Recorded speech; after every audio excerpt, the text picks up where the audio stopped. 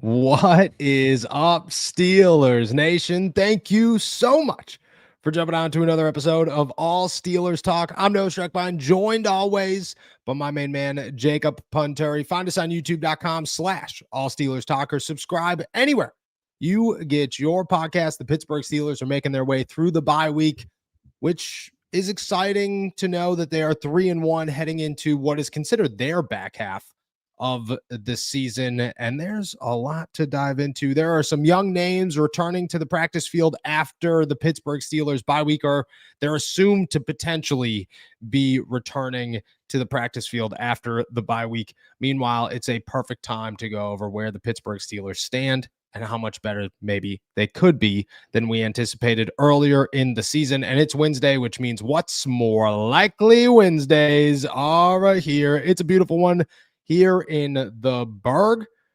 It's been a mild day, I will say. And by mild, I mean beyond chaotic, as always. I helped a coworker today by robbing AAA. I don't know if anybody works for AAA, but I pulled the whole, oh, you have a dead battery, I have AAA, I'll come to you and act as if that is my car. That's the first time I've done AAA. It worked. Shout out to them. Shout out to the system and beating the man. Hope you're having just as good of a day as I am, my friend, after that one. Yeah, shout out AAA. Love getting them new batteries on the low. That's nothing better than they actually got a new battery. They got a new battery. They came and jumped it. That's it. And then said, oh, it actually should be replaced. We have a discounted rate for you. And I said, yeah, that's my car. You should actually definitely replace that. Go ahead. Yeah, 100%. On that discounted rate. Yeah, shout out. Guy probably finished a cigarette. It was like, I don't care. And then just like hooked you right up. Shout out. I'm good, man. I'm feeling all right. My battery's running fine, knock on wood. AAA has always been there for me. They should sponsor us based off of that nice little story you just told. But I am just welcoming the sort of little bit of calm we have as the Steelers, are in their bye week. So I'm feeling good, and it feels like we are at a nice space to reset and sort of reevaluate everything, like you were sort of alluding to. Yeah, I hope AAA never watches this episode ever, because I feel as if I'll lose my membership that I've never used outside of today. Second off, a quick one more sidetrack before we keep it trucking here and actually talk some Pittsburgh Steelers football. I stepped in crap walking over to this car. Didn't realize I did the whole time. This guy's like, man, dude, it smells terrible on this side of town. I was like, yeah, man, what is that smell? Walked back over to my actual car, realized that smell was my shoe. And shout out to that guy. Shout out to that guy. He's not having as good of a day as we are. Let's talk some Pittsburgh Steelers football. On the other side of the bye week, the Pittsburgh Steelers have an opportunity to get a couple of young guys back from injured reserve. Cory Trice, Dante Kent, and Will Howard will all be eligible to return to the practice field if the Pittsburgh Steelers choose so. That is where we will start the conversation before we go into anything else. Do you, when looking at this list, feel any of these guys are going to return to the practice field post bye week and have an opportunity to become part of the active roster for the back half of the season? Yeah, I mean, the number one option in my mind is Cory Trice. I mean, I think the Steelers are counting on it. I think they need him to be a part of the active roster. The last couple of weeks that I was down at the UPMC Rooney Sports Complex, it seemed like he had been ramping up, his activity and his rehabilitation process. So I do anticipate that he should be ready to go soon. And then given the hamstring injury and the uncertainty regarding Jalen Ramsey and how many games exactly he will miss, I think now is as good a time as any for Cory Trice to make some sort of healthy run, more than 3 or 4 games or whatever it was that he got last year before his latest injury took him down. They could really use some help on the outside, and someone with his length and toughness, I think, would really fit that bill. So I'm pointing at him, and I'm circling Cory Trice and saying, I hope that you are in this game in week 6 against the Cleveland Browns, because we desperately need some additional secondary help. Yeah, I think Cory Trice is the easy one. It's hard to the Steelers don't really have an excuse for him. They're looking at it right now and saying Cory Trice should be on the field already that we had a spot for him coming into the year. He was supposed to be the guy behind Brandon Eccles. Now they're beat up. Jalen Ramsey's down. You're looking at Joey Porter Jr. hopefully returning, but that's not a guarantee. It is really now or never for Cory Trice. It is, you are going to make a name for yourself on this defense and get an opportunity and fill in where you need to fill in, or we're going to move on and it's time to find another replacement here. I want to dive more into Cory Trice and what he can do, but first, people will wonder on Will Howard and Dante Kent. Do you think Will Howard returns to practice? The Steelers right now have two healthy quarterbacks outside of Logan Woodside. Excuse me. Do you think Will is a guy that could potentially return here post bye week? Also, yeah, I think he would be an excellent candidate too. Yeah, no, put some respect on Logan Woodside's name, please. My goodness gracious, the disrespect there. But I think, this is an ideal situation for a rookie to come back to after the bye week. He has taken a good month and a half now to fully rehab the right hand. The throwing hand is in good shape. He should get the chance to come back. I want him to get the chance to come back, be that actual number 3 for the remainder of the year. And then again, what an incredible situation for this rookie to learn behind Aaron Rodgers, who's, feeling it. He's got the Steelers up to 3-1. You got Mason Rudolph doing some good things as the backup as well. I think it would be great for him to get some more hands-on reps in practice and really, it won't make an impact on the field come game day once we, regular season action comes again, but getting him back into regular practice snaps and being a regular part of the team, I think will be very beneficial for his development. So I do see Will Howard coming back. Dante Kent, it seems like he is progressing nicely and that he should be able to come back at some point. I just wonder if, Cory Trice, I see the more immediate need for. Dante Kent feels like more of a longer term project overall, so they might not rush him back for that reason.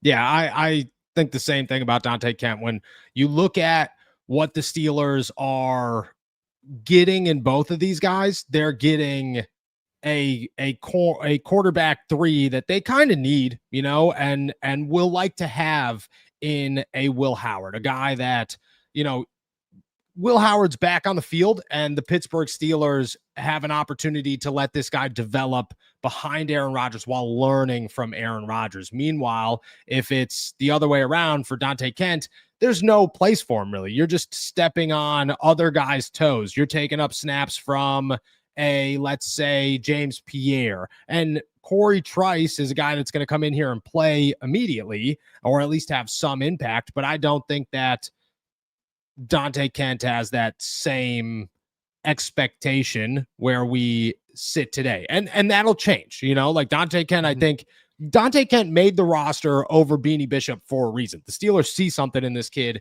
They want him to be a valuable part of what's going on, but they don't have the need to make that valuable part this season. Instead, it could be a future situation for the 7th round pick in Dante Kent.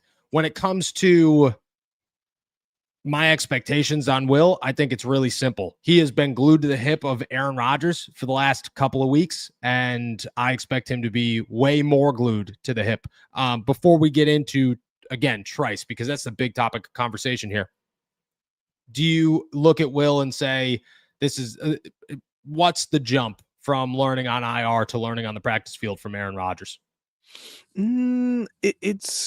It's substantial for Will Howard and Will Howard only, right? Like it's not from the outside. It's not, there's not going to be any sort of tangible difference that we'll be able to see, week in, week out from the Steelers. But for Will Howard, I know that he has mentioned that Aaron has, been very, very like liberal with his use of giving Will Howard extra stuff to cover in the weekly preparations and taking part in the positional meetings and stuff like that. And that's huge. Yeah. Now that he gets to marry that with, again, some more live action reps going up against a tough defense across multiple strings, right? It's not just like he's not going to get a lot of TJ Watt reps, right? But like he'll see a lot of really good players. You just mentioned like James Pierre, who has had a surprisingly good start to the year. He's going to be able to see some quality NFL players in practice to build those reps to kind of, again, marry with that deep research and sort of like research assistant role that he was in while he's been on the injured reserve. So to have that sort of those two things combining for Will Howard, I think is going to be huge. He's clearly a student of the game already, Now he gets to take that little next step for him and also build confidence. And I think that's going to be the key for him if he's ever going to take that next step as a quarterback for the Pittsburgh Steelers. Yeah, I think that's a spot on analysis. You know, Will could be a guy that comes in here and he's now learning from Aaron. He's learning from Mason Rudolph. He's taking that step forward. He's getting actual live practice reps. We get to see those practice reps. The Steelers get to see those practice reps, and they could work on what he needs to work on instead of, hey, you know, you should do this because Aaron does this. No, it's, oh, you suck in this area. Let's fix it. You know, you need to improve here. Let's fix it. And I think that that's very, very valuable. Cory Trice is the big one. We just mentioned he could replace or take a step forward. Jalen Ramsey is expected to be out a couple of weeks. I don't know what the exact timeline is, but I'm anticipating him to be gone a minimum of 4 games. That's my expectation for him. There's no reason to rush him back onto the field. There's no reason for the Pittsburgh Steelers to say you need to be out here in 2 weeks. No, you need to be out here for the playoffs. We have a 2-game lead in the AFC North. Everybody else is banged up right now. We have incredible cornerback depth in Joey Porter Jr., Brandon Eccles, and Darius Slay, and even James Pierre stepped up when you need him to step up. But Cory Trice comes in here, and I think it takes the weight off of any rush for Jalen Ramsey whatsoever. Sets them up beautifully for the future or for the short-term future. I think his chances of coming back to practice after the bye week are nearly 100 as long as he's healthy and ready to go. How quickly he can get on the field, I don't know. In your eyes, what's that time frame look like? What is your expectation on when Cory returns to the not, you know, from when he returns to the field to when he gets onto the field and can actually contribute to this defense? I think it would be a couple of weeks once after he's actually activated. I think it's going to be, I think the Steelers have followed the same sort of pattern with nearly everybody besides, you know, star players returning from injury, where they get slowly and gradually incorporated more and more, you know. And I think they saw it with like someone like Brandon Eccles, who it was clear they had an intended role for him to begin the season, but then he's already stepped up through 4 weeks, right? So I think with Cory Trice, we're going to see him back very soon after the bye week. I would anticipate him being active for the Browns game, maybe even as soon as that, but I wouldn't see him playing more than a handful of snaps until maybe the Bengals game that following Thursday, especially going on short rest. And then, you know, moving forward after that, I could see them slowly starting to give him more and more. And if he responds the way that they hope he will, it can build quickly, like Brandon Eccles, where like, okay, we already have that trust. We know the skill is there. We have this need and opportunity for you to keep going. So just here you go. Same thing with like Derek Harmon, where they were like, we want to gradually work in the rookie, but then he was like, well, I'm healthy, the knee's good, and I'm a dominant defensive line player. They had no choice but to keep him in. I'm not saying Cory Trice is going to come in here and be Jalen Ramsey's replacement, but if he comes in and plays well, I don't see any reason why they would hold him back once they're certain he's 100% healthy. No, I agree. You can't hold him back. And the Steelers have that. And what his role is minimal. You know, if Joey Porter Jr. comes back, which I anticipate him coming back in, I would expect Cleveland, but worst case, Cincinnati the week after. I see him and Slay as the starters, Eccles as the inside guy, Eccles bouncing out when you need him to bounce out, just like Jalen Ramsey was playing.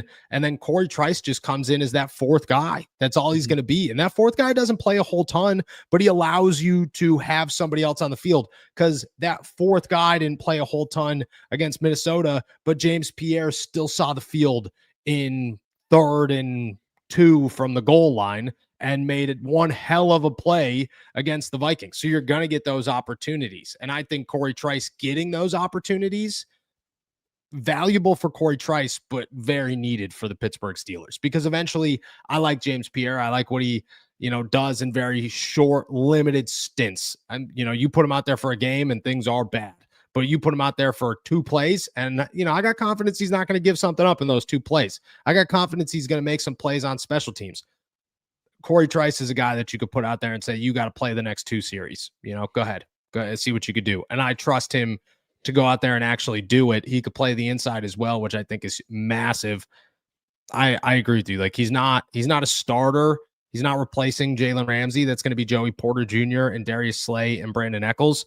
But he is a guy that takes a lot of pressure off that back end of the depth, because the Steelers utilize all of that depth and they're going to need that guy.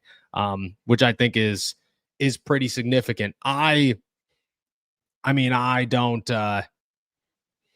anticipate it being very quick, but I think that next week is you come back and practice, you don't play against the Browns, and then Cincinnati, you're back on the field, and then from there it grows and we see what happens. But it's a big time and opportunity for Cory Trice, and I'm excited to see where things go down. All right. That's the guys coming back. Let's talk our record predictions. A lot of people have been asking about our record predictions and how they have changed over the last couple of weeks. The Pittsburgh Steelers are 3-1 in the bye week. A place I think I saw them. You did not see them coming in here. You had one more loss, I believe, than that at that time. The New England loss was, unless New England was the only one, they might have been your only loss coming in here, unless you had them losing to Minnesota in Dublin. I don't really remember. Preseason predictions, I do think I had them losing, but I know that I correctly picked them when we made our predictions before the Dublin game. That we could. Okay. All right. All right, we're going to see how things have changed. The Pittsburgh Steelers are 3-1. We'll go from here out on the Pittsburgh Steelers schedule, seeing how things shake out, because it's not just the Steelers, it's the rest of the NFL that is literally hammered right now. Me walking home on some Guinnesses in Dublin. That's the last time I will make an Ireland joke. We're moving on. Week 6, Pittsburgh Steelers return from the bye week. They are home. They host the Cleveland Browns, who right now will have quarterback Dylan Gabriel starting for them in the backfield. My friend, do the Steelers come back from a week off and have a quote-unquote second bye, as Ben Roethlisberger says, against the Cleveland Browns? Yep, you took the words right out of my mouth. Ben Roethlisberger is probably correct here. I think the Steelers are going to come out of the bye week and face a depleted Cleveland Browns team, face some challenges on defense. But yeah, I think that's a W. And please tell me you agree. I certainly agree. If Joe Flacco is on the field, I think there's an opportunity that this is a dangerous game for the Steelers. Dylan Gabriel, brother, I am so sorry. I wish you nothing but the best. It will be Shadur Sanders on that field before the end of the season. That's all that indicated to me. It is a win for the Pittsburgh Steelers. They only got 4 days off before they go to Cincinnati, the worst city in Ohio. I'm sorry to say. People get mad at me all the time for saying that. I grew up in Scranton, dude. It's a big Scranton. That's all it is. It stinks. Jake Browning has lost this team. Zach Taylor has lost this team. Jamar Chase is pissed. T. Higgins is pissed. Everybody and nobody is doing anything right. Do the Pittsburgh Steelers keep it trucking and move to 5-1 on the season against good old Cincinnati? I believe they do, my man. I believe they do. I think, the Joe Burrow-led Bengals are a completely different animal, but Jake Browning was very much exposed since that one beautiful replacement for Joe Burrow. So yeah, I have them getting the W there as well. Yeah, I very much so agree. The Pittsburgh Steelers they got some trap games. Don't get me wrong. Jake Browning is not one of them. The magic of Jake Browning lasts literally one game every year. We get so hyped about it, and then it just goes to nothing. So it's already over. It was fun. It literally is every year. He puts up 40 points in the first game. Everybody freaks out. And then 2 weeks later, everybody's like, yeah, dude, the Bengals need Joe Burrow back right now or it's over. And we've come and gone on the Jake Browning thing. We're already here. Next, the Steelers come back home for a Sunday night game where potentially for the last time, Aaron Rodgers will play. I think it's the first time and the last time potentially he will play the Green Bay Packers at Acrisure Stadium. Jordan Love versus Aaron Rodgers. The Steelers are 5-1. Do they move to 6-1 and beat a Packers team that, this game means more than anything for Aaron Rodgers? I cannot right now bet against an Aaron Rodgers revenge game. Like, I cannot bet against him in an Aaron Rodgers revenge game, I should say. Took down the New York Jets, goes to Dublin, beats Minnesota. Smokes Minnesota. At Acrisure Stadium. smoked Minnesota. Yeah, the offense worked Minnesota's defense, no Yeah. doubt about it. Aaron Rodgers at Acrisure Stadium going up against his, the team he spent 17, 18 seasons with. I gotta take the Steelers there. 6-1 at that point is actually blowing my mind, but I don't know how I can bet against Aaron Rodgers in that game. No, I can't either. I can't. You just it's you are betting against a guy that put on a show. That is the thing about Aaron Rodgers is there is actual emotion there. There's human acknowledgement of emotion. I think we lost it because Kenny had nothing. Mitch didn't have revenge. There was no team to revenge. Oh, I want to play Chicago? Oh, yeah. Well, I sucked in Chicago, so sorry about it. You know what I mean? We Like got that's what it was. UNC on the schedule. Yeah, like there was nothing there. And Russ didn't make a big deal about a damn thing ever. He'd be like, yeah, you know what? I'm so grateful for Sean Payton and the way he just kicked me right out of town because screw that guy. Like, no, there's nothing there. Aaron rides it, and you need to ride it. Aaron brings that emotion, and he brings it well. He brings it in a way that is professional and gets the team behind him and gets everybody rowdy and fired up without getting them too excited on a Tuesday to the point where they're burnt out on a Sunday. It's the perfect way to go about it. I have an impossible time betting against him in this game. I think the Pittsburgh Steelers somehow find themselves at 6-1 heading in to good old Acrisure Stadium against Danny Dimes, baby, and maybe the only other surprising team in the NFL right now as the Indianapolis Colts look to stay hot at Acrisure Stadium. 6-1 is the first loss post by to Danny Dimes for the Pittsburgh Steelers. Oh my God. Everything is pulling me in this direction of like what the losses are going to come. Where are they at? Gosh, man, it's a crazy Wednesday.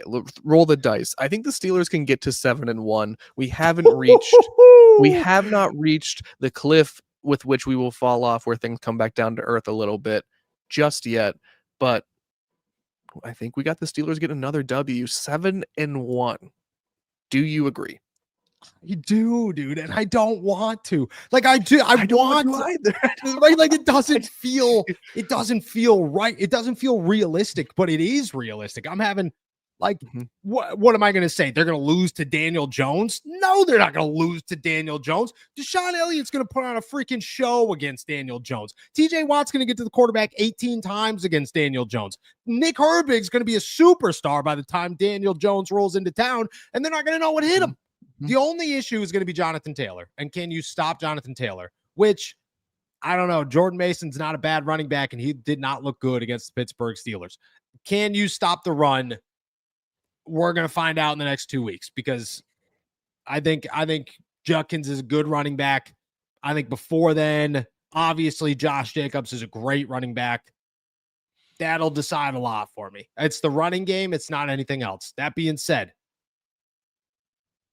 I can't bet against them in this one. I'm going Pittsburgh Steelers. They're 7-1. This is getting ridiculous because they travel across the country for another Sunday night game. This time against the Los Angeles Chargers, who were supposed to have their own revenge game. And Najee Harris, he's out for the season. Dante Jackson revenge game. I guess that's terrible. Do they somehow go to 8-1 here? Do they somehow go to 8-1? Listen, SoFi Stadium is Acrisure Stadium of the West Coast. Like it is going to be a Pittsburgh Steelers home game, even with how good the Chargers have been. Here, I'm fighting. I am so conflicted here, Noah, truly, because 8-1, these Pittsburgh Steelers sounds like a fever dream. I have a really hard time, just like Aaron Rodgers betting against him in a revenge game, hard time betting against the Steelers going to Los Angeles, being fueled by the Steelers Nation that travels there and is already there, and coming back with a loss. 8-1, dude. I don't. Whatever. Put it down. 8-1 for the Pittsburgh Steelers. I'll ride the wave with you. I'll ride it. I'll jump on the crazy bus and we'll go. What is happening right now? There's no chance that the Ravens are still winning this many games. The Cincinnati Bengals ship has already sailed. Joe Burrow trade conversations have started. It's week 9. I mean, he might already be gone. And the Browns are on their 5th starting quarterback by now. The guy's not even on the roster. They've traded back for Kenny Pickett. He is in the starting lineup by week 9. This is ridiculous where this is going. We were not here a while ago, my friend. We started the season. No. We started the season 10-6. Okay. 10-6. We redid them and it was 11-6. For me, you were still at 10-6. Now they're going home against Jake Browning, potentially Joe Burrow at this point, and the Bengals once again. Tell me they go 9-1, or do they go 8-2 against the Cincinnati Bengals?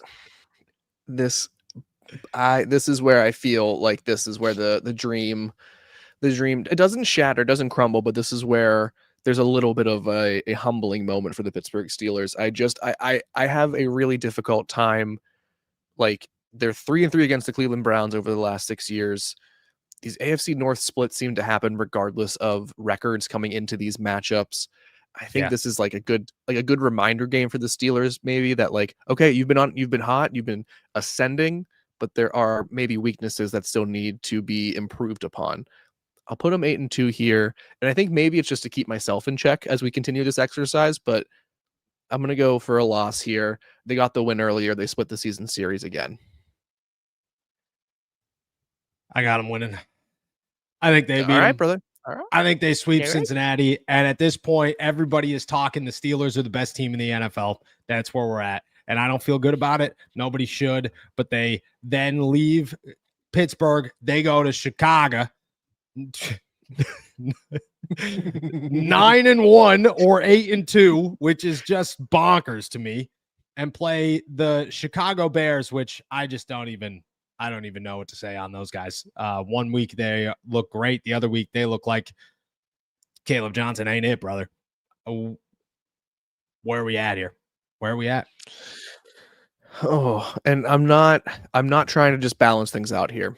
Genuinely, I think this is where the actual very difficult stretch, the gauntlet of the Pittsburgh Steelers schedule comes out here. I had them losing here because I think, again, they're just like it's a little bit of a dizzying sort of fall after going through 5 or 6 straight wins. They lose another one here, and then just a spoiler, we got a little bit more tough roads in the next couple of weeks. Yeah, I think I agree with you. I think that I think Chicago is the trap game that everybody wants to see coming, but I'm sorry, brother. You want to know who owns the city of Chicago? You want to know who owns that city? It's not the mayor of Chicago. It's Aaron frickin' double check Rodgers, baby. And that guy's not leaving Chicago for the last time. That's the one revenge game that everybody is overlooking. It's the one game that nobody's talking about as like you want to know who hates Aaron Rodgers more than anybody in the planet? Anybody who talks like this and says the Chicago Bears, that's who hates Aaron Rodgers more than anyone in the whole world. Anybody. Aaron Rodgers is going to run the score up on these guys by a billion. A billion. Minnesota was not we got to beat Minnesota. No, he's got 3 games on this calendar. He won the first one. The second one's Green Bay, and that's more like a passion project thing. And then Chicago is I literally might retire after the game after I score 400 points on you event. I'm sorry. I changed my mind. I changed my mind. No, I changed my mind. I put the Bears down for a win, or Steelers down for a win against the Bears. So I'd have them at what? Is that not? You have them at 10-1? 10-1. 10-1. I feel awful about this prediction. You have them at 9-2. I just think, look at, I own you. I own you. He said it in the end zone.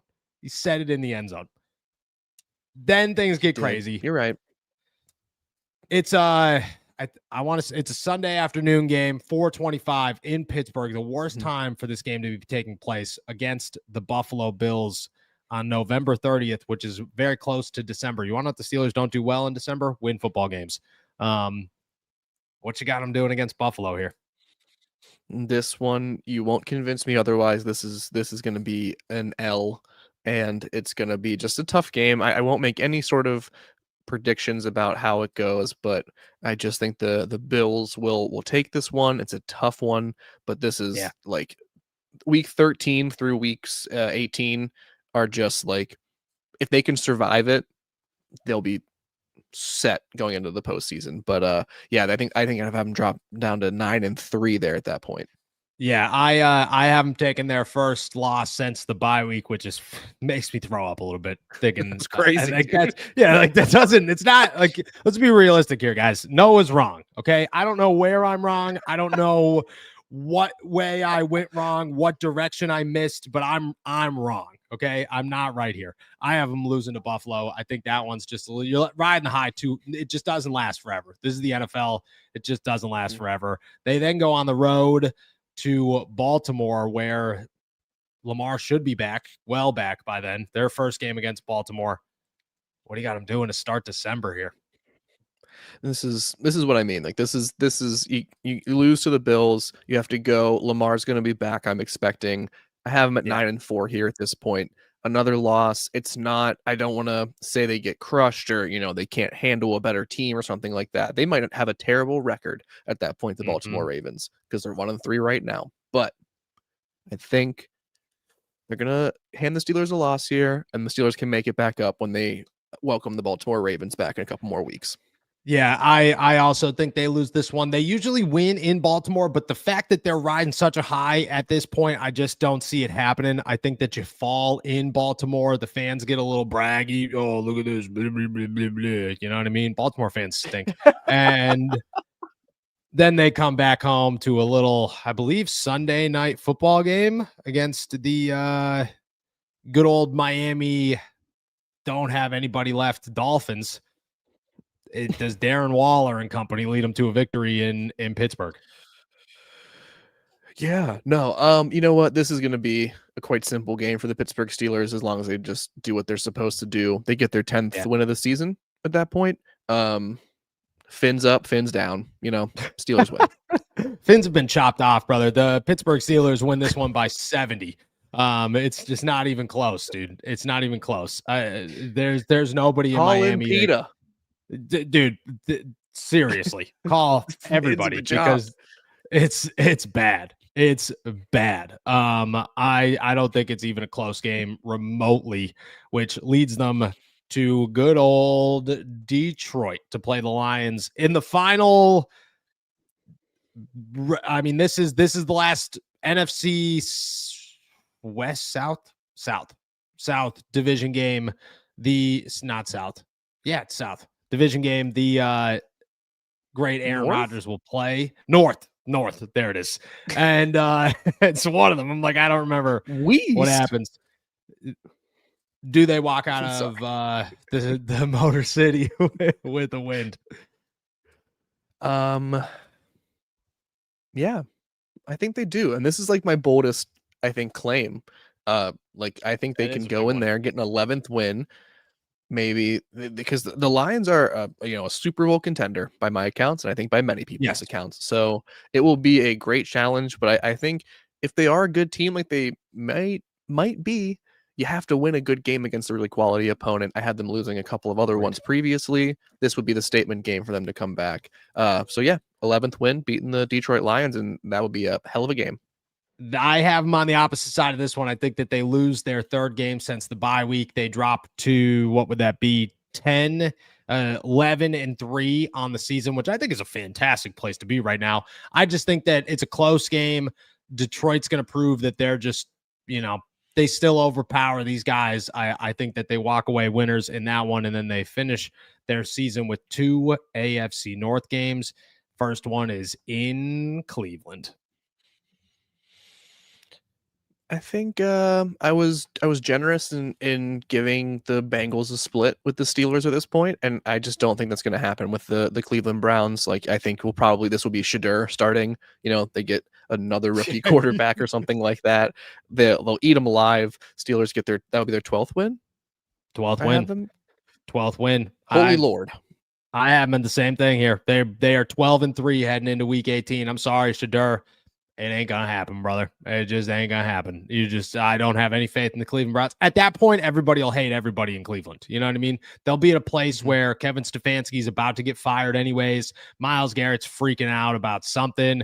They'll be laughing stock of the league. Unfortunately, that's just what's gonna happen. And then they finish their season at home against Baltimore. They are 12-3, 12-4 at this point. No. 11-4 at this point. Where do you got them finishing? 12-4? 12-4. I have them at 12-4 coming into that game. And I think at this point, the Steelers have a playoff spot locked up. There may be, this is a reverse sort of situation where like the Ravens have been resting starters and over a past couple of week 18 matchups against the Steelers. I think it's the Pittsburgh's turn. This will probably be a meaningless game because they already have a spot locked up and a seed like cemented. And I think it's going to be a loss, but it's because they're playing, Mason Rudolph and company. They go to 12-5, but at that point, you probably already have the division won. I think they win this game. And I'll tell you why I think they win this game. And again, I'm going to sound like a lunatic saying this, but I've sounded like a lunatic this entire time. I feel like this makes no sense in my head. Same. I think this game decides the AFC. I think if the Steelers win this game, they win the AFC and head in as home field advantage conference winners in the regular season. Wow. And I think because of that, they're going to play their guys. The Chiefs do not have a better record.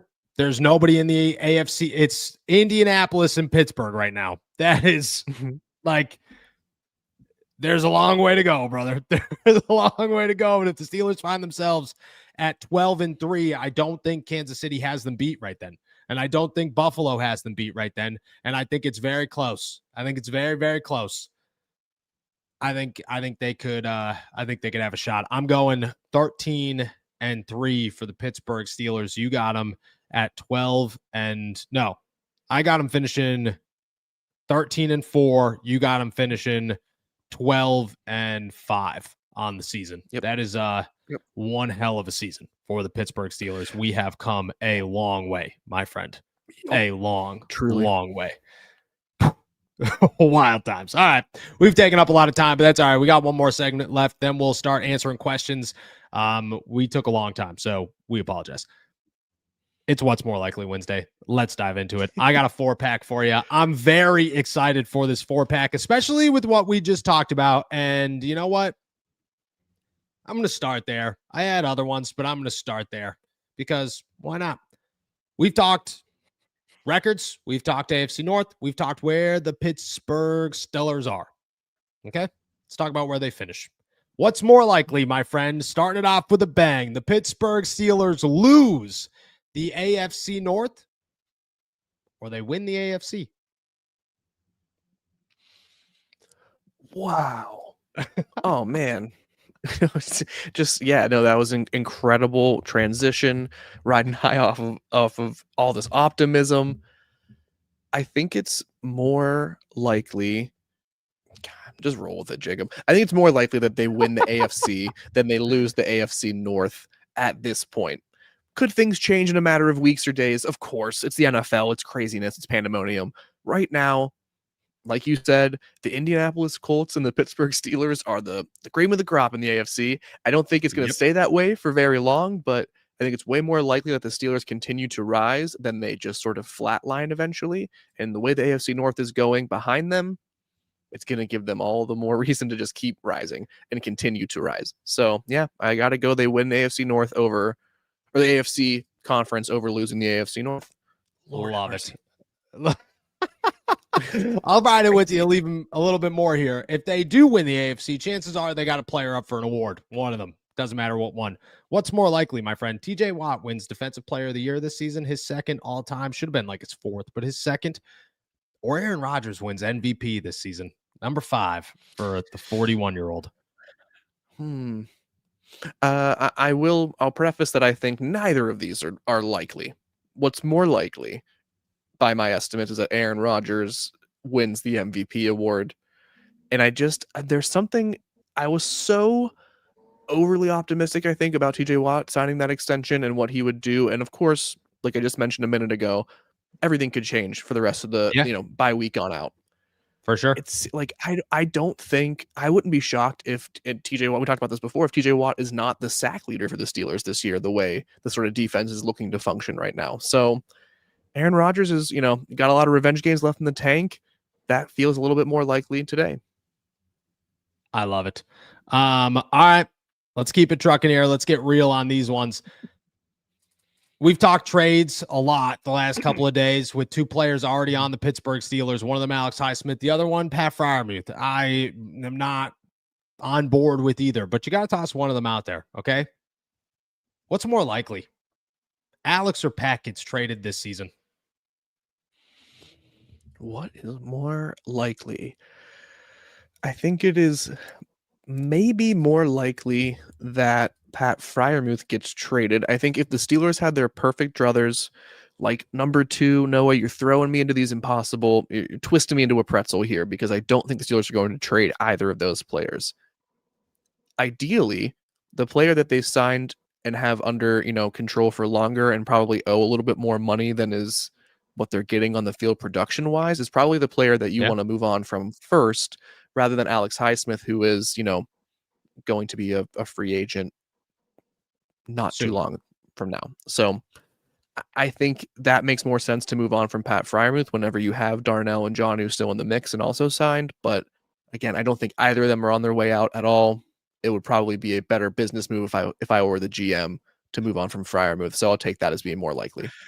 Gosh, that would be so wild. And I agree with you. I don't think it's likely either of them go, but I think they will be the two names surrounding the Pittsburgh Steelers as week 8 approaches. Let's finish it off with this bad boy. The Pittsburgh Steelers need a wide receiver to replace Calvin Austin. Calvin Austin's caught a couple of touchdown passes this season. Roman Wilson's the guy that probably won't start, but is going to get some opportunities for sure. What's more likely? Roman Wilson catches 2 touchdown passes this season, just 2, and just this season, or Connor Hayward scores a touchdown with the tush push. Oh, dude, that's so easy. It's Connor Hayward and the tush push for $1 million, Alex Trebek. That there is no chance in hell that Roman Wilson catches 2 touchdown passes this year. And if I'm wrong, book it. Someone remember, because I surely as hell won't remember that I said this in a couple of months. If he does it, I'll buy his jersey. I feel like that's like my throw out for stuff. Like if they prove me wrong, dude, you just want the jerseys. You just want the jerseys. You're like, you know what? Man. Don't tell my crazy. wife, but I'll buy all the jerseys. Don't even, you know what? You pull my leg, I'll go buy an Aaron Rodgers jersey right now. Go ahead. I'm tell me to do it. That's why I got the DK Metcalf one, because I was like, oh, if he doesn't turn it around, I'm gonna be so mad about this purchase. That's what you do. You guys go over your budget every month, and your wife goes, "You spent $300 on jerseys last month." He's like, "Well, these guys are just pissing me off. They're just doing, you know what I mean? Roman Wilson's just catching touchdowns, proving me wrong. I made a promise on the podcast. What are you gonna do?" I love it. The tush push is gonna happen, and it's gonna score a touchdown, and it's gonna be awesome. And I really was hoping Ben Skoranek was going to be the guy, but I like Connor Hayward, so I'm all about that move. I think it's a good one. All right, that's everything on our agenda today. I know we went over time, so we're going to stick around and answer a couple of questions. On the other side of this break, we'll answer as many as we can. Make sure you toss them in the chat. We'll be right back. What's up, AST Nation? I've teamed up with DraftKings. The next great touchdown is coming, and you can bet on it. The best way to do so is through DraftKings Sportsbook, where new customers who bet $5 get $200 if your bet wins in bonus bets. Love the thrill of live betting? DraftKings has got you covered. Bet live on in-progress games right as they happen. Then use your bonus bets to stay in on the action and bet DraftKings same-game parlays for a shot at an even bigger payout. With the offense still finding its groove, now might be the best time to take some shots during the season. And don't worry, if sports betting is not yet available in your state, you're fine. You can still join in on all of the fun with DraftKings daily fantasy sports and have the shot to win cash prizes. New customers bet $5 and get $200 in bonus bets if your bet wins. Sign up using my promo code ALLSteelers and get in on the action only at DraftKings Sportsbook. All righty. Shout out to our boys over at DraftKings. We're going to start diving into questions. If you got them, toss them in the chat. Shout out to our members. Shout out to our super chatters. With that said, we're going to start with Chris. Guys, do you think Washington and Anderson will be jumbo tight ends on the left side to assist Broderick Jones and blocking with Jonnu on the right as a wide receiver threat? The Steelers did a lot of this on both sides of the football against Minnesota. I thought it was super effective. You dove into into it a lot in your Punturi's playbook this week. Kind of give us the rundown of why that is working. Yeah. So I appreciate the nod. It was actually a really just effective usage of those players and switching them around to keep it as basic as possible. Like in their first series, they used Spencer Anderson and Darnell Washington on the left side, ran a pitch play. And then I think it was 2 or 3 plays later, they lined up, in the same set, but on the right side of the line, and it turned into a passing play. And so I think what they are going to do is to try to create confusion by keeping them on either side of the line to keep the defenses guessing as to whether they're trying to just go heavy with the run or if they're trying to free up someone like a Jonnu Smith on the opposite side. So I think they're going to continue to use that or some variation of going heavier, using heavier formations to try to free up, either play action eventually or something like that. So yeah, it's been a really I've been infatuated with the usage of that over the past couple of days, going back and rewatching the game against the Vikings. And so I hope that they continue to utilize those heavier formations because it's providing an advantage so far. Chris, once again, guys, Romeo Doubs, Jacoby Myers, and Chris Olave would be the wide receivers I'd be targeting. Wilson or Freiermuth would be players I would trade for them. Of these, Romeo Doubs is apparently not available, according to ESPN's Jeremy Fowler. Jacoby Myers, Chris Olave, not saying that they are, but potentially, who would you go after? I don't want to, I would love to have Chris Olave, but the injury concerns, I think, are way too overwhelming for me. He's, another concussion, I think, would be his 4th or 5th, since, it's the like last an 4 or 5 years. Yeah, just at some point you're like, I just don't even know if it's safe for him to be playing the game, right? So do you take that risk, give up assets to get that player? I'd love a Jacoby Myers. I think Romeo Doubs is untouchable right now. Yes. But yeah, a Jacoby Myers still has no new contract, right, with Las Vegas, if I'm not mistaken. So could be a solid addition if you need that help. I agree. I'd go Jacoby Myers is the guy. I just don't think Chris Olave is a guy that I think he's going to cost more than what you want him to cost. And I think he comes with some concerns. Jacoby Myers is a wide receiver too. I think he fits well in what the Steelers are trying to do. I think he takes an easy backseat to Calvin Austin once he comes back. And I think that works out really, really well for the Steelers. If I was to pick between any of them. Smootest Buddhist. Nah, Chicago is a trap game. Mike Tomlin is incapable of coaching against bad teams, going to overrule Rodgers' owning of the Bears, also going to lose to the Browns. Big Ben jinxed us. Smootest Buddhist is on a tear of pessimism. I think he's been hanging out with you too often, a little bit. Just going to toss it out there. I think you guys are buddy. And while you're over here preaching that the Steelers are about to go 14-1, Smootest is trying to calm us all down here. I'll just say this. I would take the Browns over the Bears if I was going to pick which of these two is more likely to happen. I'm telling you right now, I think the Steelers beat Chicago by 60. I just don't. There is no part of me that thinks Aaron Rodgers is going to make that happen. It's just that guy wins games in Chicago. He always has.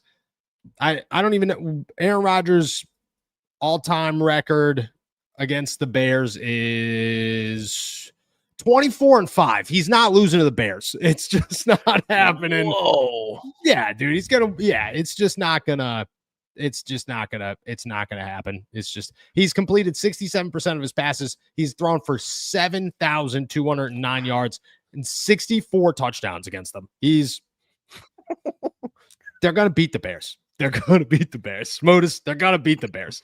Artisanal Bully Kennel. Noah, I'm offended. I'm a Chicago native. See, I can't even say it without doing the accent. And I do not sound like that. And I love me some AR. Always admired him. I'm glad I married into the Steelers and get to call him my QB with the best team in the world. Artisanal Bully Kennel. I wish you did sound like that because I think the Chicago accent is awesome. The Bears. And two, You Julius did luck Pepperwood out for from sure. Chicago. Julius Pepperwood from Chicago. I'm from Chicago. Julius Pepperwood. That's all I think of. This is Nick Miller is pretty much all I think of with Chicago. Shout out to you, girl. I look at I'm blessed. We are all blessed that you did not grow up a Bears fan. Would have been a rough life, my friend. It would have been a lot of you would have had a lot more of Mitch Trubisky than anybody cared to have. So shout out to you. Glad you could. You know what I mean? You would have had to go through Matt Nagy. Yikes, brother. Yeah, Matt Eberflus. Don't even know where that guy is anymore, but I could tell you he's not coaching well. So shout out to that guy. Shout out to Eberflus. Yeah. Is the Dallas Cowboys coordinator, defensive coordinator. Yeah, dude, how's that defense looking? Ask the Chicago Bears, they destroyed them. Yeah, exactly. Shout out to Artisanal Bullet Kennel. I actually still got your list of Chicago places I got to check out, so I appreciate you. Jacob, punt for me.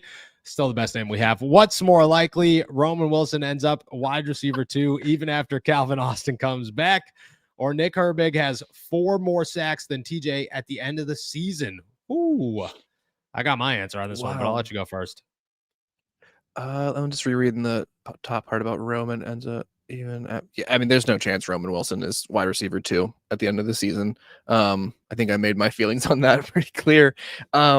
I would then have to choose Nick Herbig. And I think, again, I think there is something to it. Like, I could see TJ Watt finishing with 10 sacks and Nick Herbig having 14.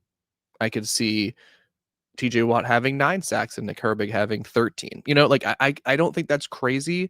And I don't think that would be, it'd be disappointing for TJ Watt, sure. But like, you know, if the defense is working and it's clicking on this way and Nick Herbig is the one who ends up getting home, but the defense as a whole continues to thrive, do you think TJ Watt really cares about being the sack leader? I don't think he does at this point. No, there's no part of him that does care. I would easily go Nick Herbig. I think Nick Herbig could lead this team in sacks. Wouldn't be surprised by it. I don't think Roman ends up the wide receiver 2. I don't even think he gets the start against the Cleveland Browns. I think it's going to end up being Scotty Miller. Tortellini salad. Spoils for my call in next week, but I say trade for Garrett Wilson and make Aaron Rodgers and Wilson make up and get Wilson his targets. I'll tell you this, Garrett Wilson and Aaron Rodgers will never play together again because they both hate each other. I don't know that from anything other than pure.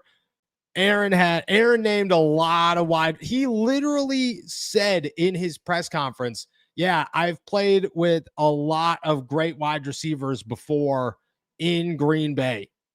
Completely skipped over his time in New York. Like was completely like, no, I just didn't play with any good ones over there. And then Garrett Wilson like openly didn't like Aaron Rodgers. It just wouldn't happen. I wish it did, but it just wouldn't. It's not gonna happen. Those two are. I don't get the sense that. Sorry to interrupt. I don't get the sense that Garrett Wilson is too disgruntled playing with his like best friend and Justin Fields with the New York Jets. You know what I mean? Like I think he'd rather. I think he's okay. I also like it. Just you talking about that. I know nothing about the actual personal relationships between Aaron Rodgers and Garrett Wilson, right? But what I do know is that Aaron Rodgers, whenever he got to talk to was Aaron Jones, like in Dublin, like there was the NFL released the clip of that, like they look like the best of friends forever. I think it's pretty obvious when he does like somebody. Haven't seen a lot of that aimed at Garrett Wilson, right? You know what I mean? So like names guys that he played 3 snaps with and says this guy he was incredible, great teammate. You know who he's never named one time in any context whatsoever? Garrett Wilson. Never. He named like 11 guys in New York, didn't name Garrett Wilson. So it's just not going to happen. He knows his entire draft class. Yeah. Not going to happen. Chris, is Drake London from Atlanta a viable trade option? I'm not sure that Drake London is on the block right now. I think things could get a little bit complicated there later in the season when Atlanta starts to really tumble. I also feel that he doesn't fit what the Steelers necessarily need. Does that make sense? Like he's more of another DK, and I don't think the Steelers necessarily need another DK. Yeah, I mean, I like the idea of like I guess a bigger body being opposite DK. Like I don't hate that in a nutshell, but like I No. don't think that he is like a dynamic enough in what else he does. Like I don't Yeah. know. And you also have to worry about like I think he has one more season on his rookie deal. Yeah. You have to pick up his option, right? Or did that time already pass and the Falcons did not? I don't know. But I I'm not sorry, I totally also just sure. saw a comment. Also just saw a comment come in that made me laugh. Oh gosh, like I agree. I don't know how much time's left on his rookie deal, but I just think that you're probably giving up a lot for a guy that you essentially have better than the guys that you have behind Calvin Austin. I'm not disagreeing with that one. I don't know if he'd be the guy I'd be going after here. We got to get to it. Jacob's favorite receiver. Can't wait to see your New Jersey Jacob shout out. I'm excited. I'm excited. I want to be at the house Please keep track. when you tell your wife. I hope he does. Ryan, if the O-line continues to run block the way they did against the Vikings, a Jaylen Warren will rush for a 200-yard game. I hope so, man. I hope so. I I think the offensive line's got to block a lot better than they did against Minnesota. I think they blocked well. I don't think it was 200 yards worthy, but I would love to see that. You got to break 3 or 4 of them if you're rushing for 200 yards. You know, you got at least a 60-yard run in that mix somewhere, and a couple of 25-yarders. Like it's a day if it's 200 yards, and I like you got to be almost flawless offensively.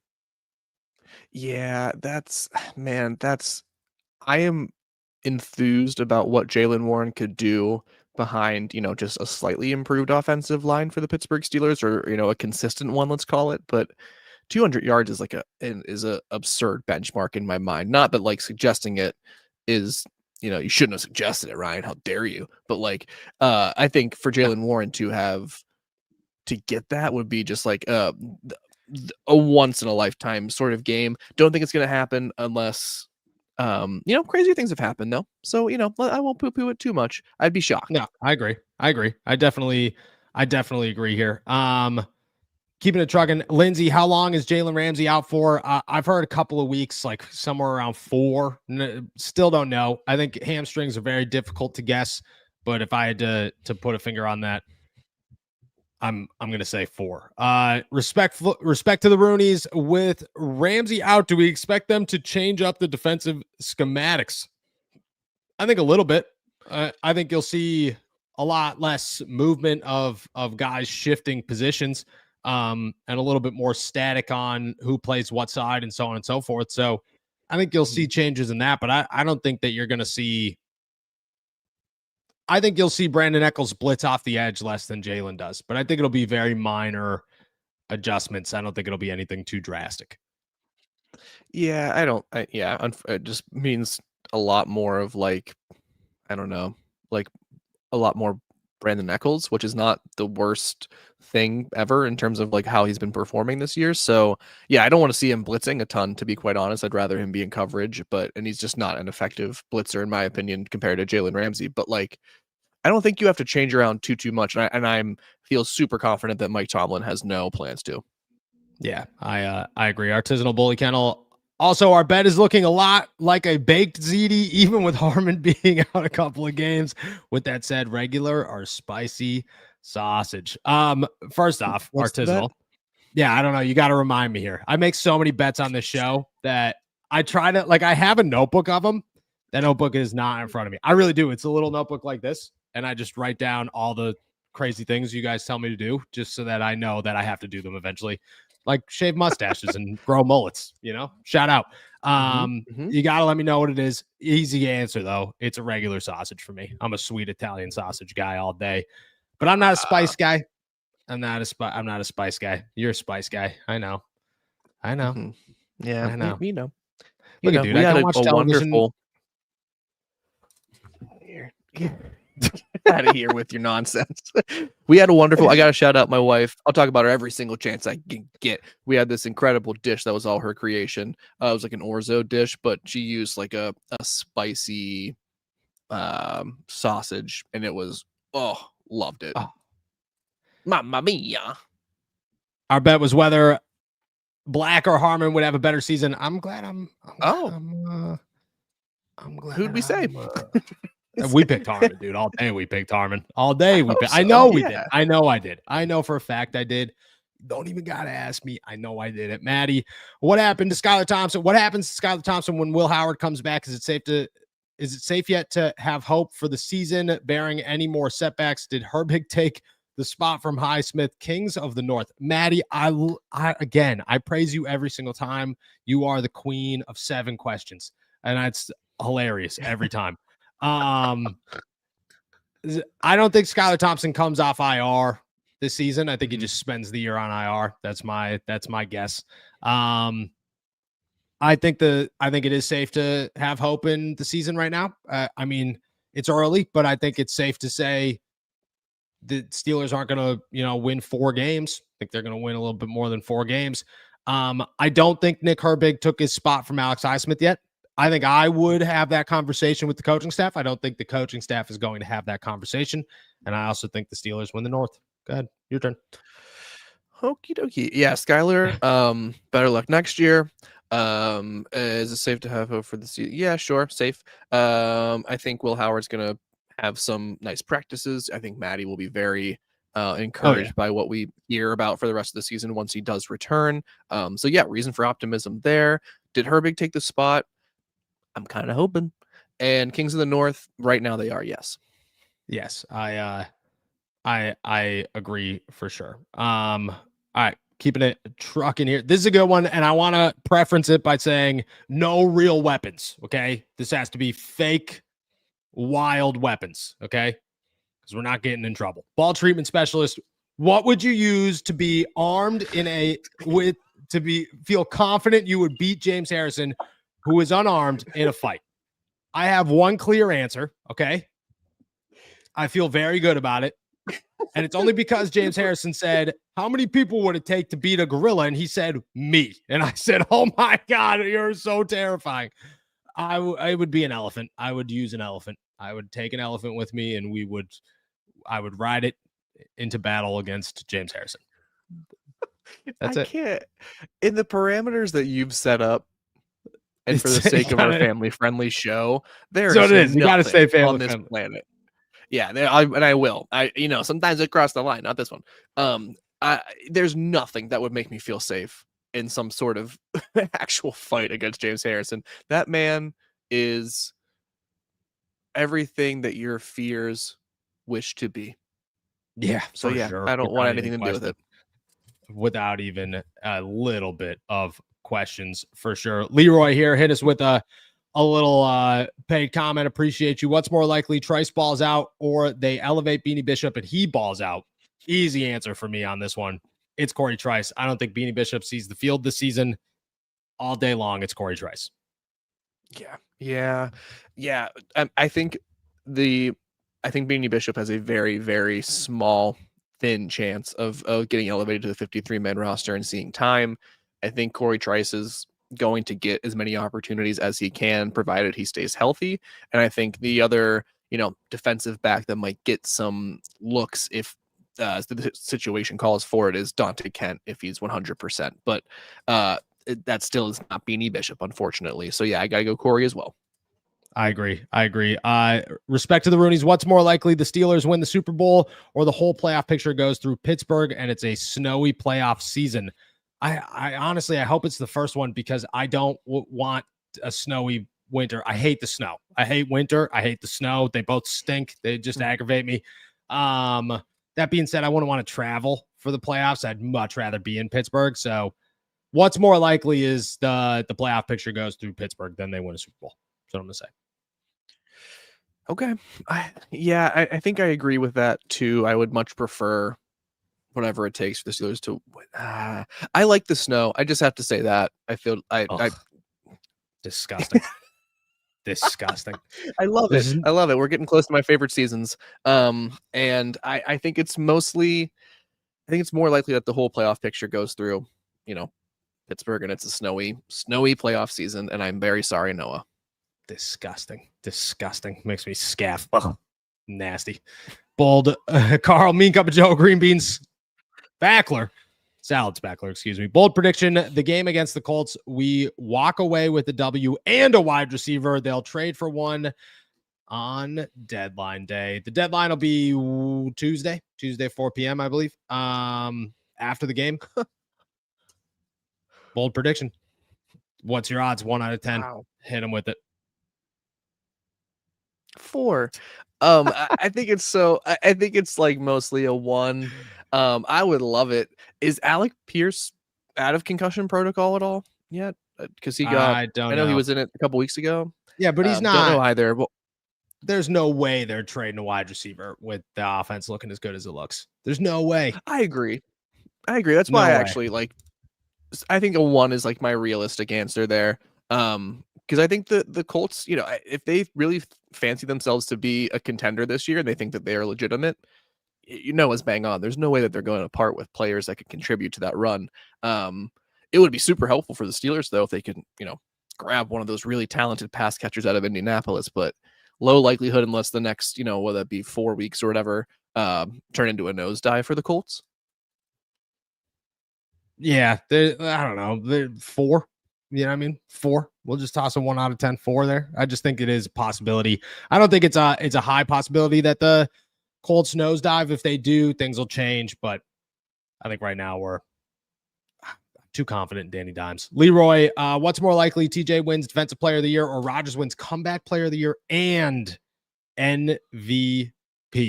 I don't know if you can win both. You could win both, but it would be so hard to win both. So hard to win both. If they give you 1, they're not going to give you 2. I'm going TJ. Mm-hmm. I'm going TJ. There is, that being said, Micah's already won Defensive Player of the Year. Let's make that very clear. Okay. He is Defensive Player of the Year is a storyline. It is nothing more than a storyline, and it is already chosen before the season starts. So as long as Micah stays healthy, he has already won Defensive Player of the Year. That is, you know what I mean? The NFL got the exact story they're looking for. He's going to do it. That's what's going to happen. But in this scenario, I'd go TJ. TJ. I mean, in the script, the draft of the season script that I was reading from the league, I think they had a really good character arc with Micah Parsons here, so I could really see that coming, getting paid off here in the second half. But I think it is. I'd be absolutely shocked more than anything we've talked about today if Aaron Rodgers won not 1 but 2 of those awards. Yeah. So I guess I have to pick TJ because I just find that to be the far more unlikely scenario. So I'll take TJ just to be a little different from Noah in that one. Yeah, I definitely I like that. I like that for sure. That being said, I took TJ as well. So I'm gonna say I agree with you for sure. You know, but that's all right. That's I think he's leaving. I think he's going home. Fruit salad. We should try and get Jahan Dotson from the Eagles if we go for a wide receiver. I don't mind Jahan Dotson. The thing is again, like, I don't think Jahan Dotson does anything for the Steelers and what they're doing. You know, I don't think he adds anything of value that you don't have in the guys already on the roster. And I think that's the really tough part about the wide receiver talk right now is the harsh reality is it's just, it is what it is, you know, and they have who they have. And chances are you're not gonna trade that. That being said though, Peanut Salad, want to welcome you to the group here. Hey, y'all, new to the group, and I'm glad to be here. No more listening to Colin Cowherd on days where that's all there is. Shout out. Great decision on your part. I know this is becoming a tired topic, but do you guys think we have a trade for a wide receiver? Do you see a realistic trade out there at all? No, not right now. No. I have players I like, right? And there's, you know, players that Noah and I talk about and that we get suggestions on and we look into and stuff like that. And I see some little bits of that could work, but then something else comes up. It's the same thing that we're talking about with Jahan Dotson, where you're like, how much improvement are you going to get for the assets you'd have to give up? Do you have to, you know, factor in the contract situations? I don't think it's going to happen anytime soon. Yeah, I don't think so. Do you feel differently? No, I don't. I think that they have their group. There's no getting around it. And that's kind of where they are. And let's finish it off with ND Joe here. Eagles have the tush push. Bills have the snowplow. How about the Steelers have the shot put? Darnell Washington tosses Connor Hayward over the line for a few yards. Nice to have you back stateside. Shout out my guy, ND Joe. It's good to be back stateside. I think you put a little Scotty Miller out there, do it all Scotty Miller, and I think you run shotgun. You know what I mean? You're back there, you ready? You get the snap, and then Darnell from like 3 yards behind the line of scrimmage just grabs jersey. Here we go. We got it. And just huffs you right over, dude. I think that's how he does it. A couple of swings. You get 4 to 7 yards on that play. Easy. Darnell could throw 160-pound Scotty Miller 14 yards. You know what I mean? 14. And you get a good tuck and roll. You know what I mean? Like you kick a couple of guys in the air while your feet are waving. I just think it could work. I think it could work for sure. I love it. So when we come out and you hear Aaron Rodgers at the line of scrimmage going lawn dart, just you know what's going to be. We're running. We call this play the cornhole. That's what we're doing here. Shout out my guy ND Joe. That was awesome. With that said, guys, we're heading out of here. Thank you so much for jumping on to another episode of All Steelers Talk. Make sure to subscribe to us on YouTube, youtube.com/All Steelers Talk.